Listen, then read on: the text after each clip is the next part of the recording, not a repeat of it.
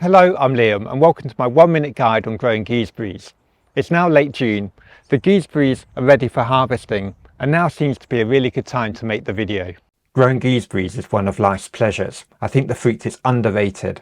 Red varieties can be almost as sweet as grapes. Green varieties are often more tart but make delicious cooked desserts, and yellow types can be either dessert or cooking varieties.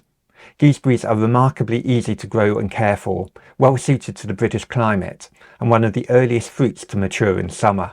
Often purchased as young plants, cuttings can be taken from new growth in late summer. Some varieties have branches that arch downwards and embed themselves in the ground to provide new plants. Gooseberries prefer lighter soils with good drainage. At planting, I mix in well-rotted compost into the planting hole.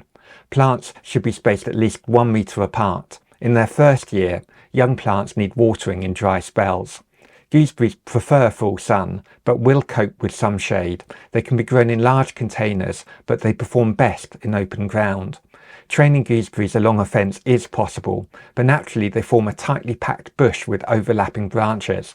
Pruning is not much fun, as the branches are covered in prickles. For that reason, I don't prune my bushes.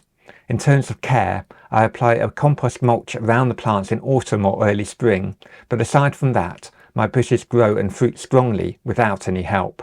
The one really vital thing is a net. Birds love gooseberries, so do squirrels and other mammals. They have to be covered. Without a net, there will be no gooseberries to harvest. And that's it. I hope you liked my 1-minute guide to growing gooseberries. If you did, please let me know by hitting the like button or leaving a comment.